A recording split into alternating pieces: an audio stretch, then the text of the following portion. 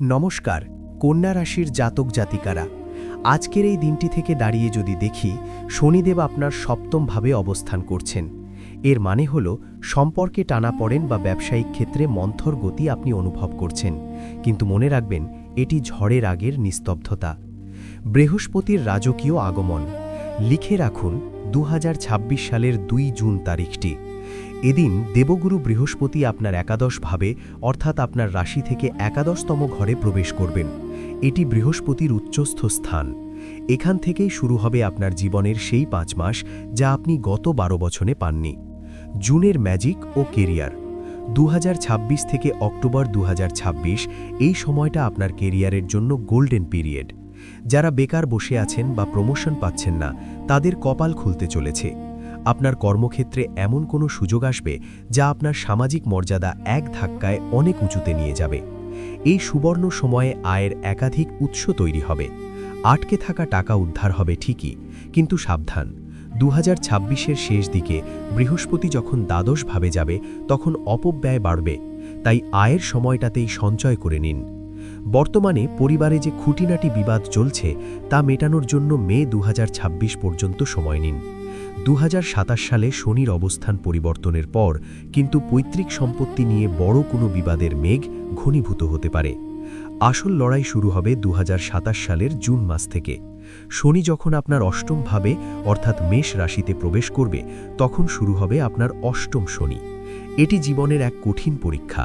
শারীরিক কষ্ট এবং মানসিক চাপ এই সময়ে আপনার ধৈর্য পরীক্ষা নেবে।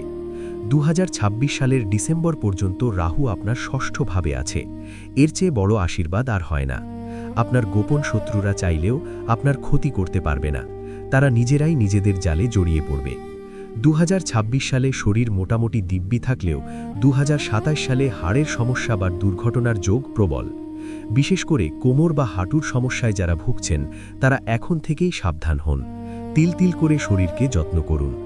শনি সপ্তমে থাকায় জীবনসঙ্গীর সাথে মতবিরোধ চলতে পারে, কিন্তু ধৈর্য হারাবেন না।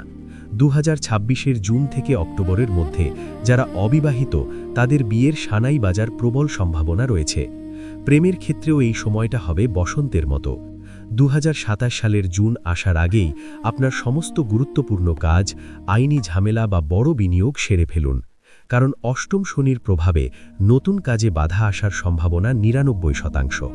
এখন যদি এই বিষয়গুলোকে একটু গভীরে গিয়ে বিশ্লেষণ করি, তবে দেখা যাবে কন্যা রাশির মানুষেরা স্বভাবতই খুব বিচারবুদ্ধি সম্পন্ন, কিন্তু আগামী সময় আপনার এই বিচারবুদ্ধিই হবে আপনার সবচেয়ে বড় হাতিয়ার।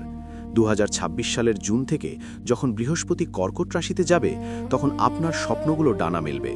আপনি যদি ব্যবসা বাড়াতে চান বা নতুন বাড়ি কিনতে চান, তবে এই 5 মাসের মধ্যে সিদ্ধান্ত নিন, কারণ এরপর বৃহস্পতি সিংহ রাশিতে গেলে খরচ আর বিদেশ ভ্রমণের যোগ বাড়াবে ঠিকই, কিন্তু সঞ্চয় কমিয়ে দেবে। 2027 সালের শনি যখন মেষ রাশিতে যাবে তখন নিজেকে একা মনে হতে পারে।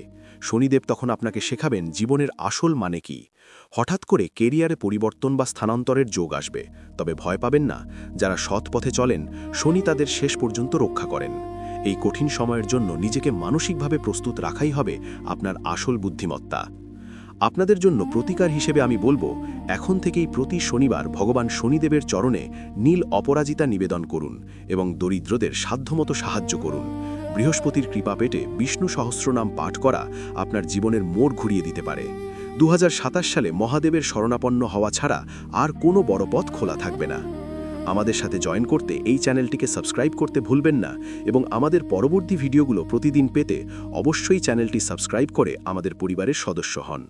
কিন্তু আপনি কি জানেন 2027 সালের এই কঠিন সময়েও কন্যা রাশির জন্য একটি বিশেষ গ্রহের নক্ষত্র পরিবর্তন এমন এক গুপ্ত ধন বা সুযোগ নিয়ে আসবে যা কেউ কল্পনাও করতে পারছে না? সেই বিশেষ গোপন তথ্যটি নিয়ে আসছি আমাদের পরবর্তী ভিডিওতে। চোখ রাখুন, কারণ আপনার অজান্তেই আপনার ভাগ্য অন্য কোনো দিকে মোড় নিচ্ছে কিনা তা জানা খুব জরুরি। দেখা হচ্ছে পরের ভিডিওতে। জয় মা তারা।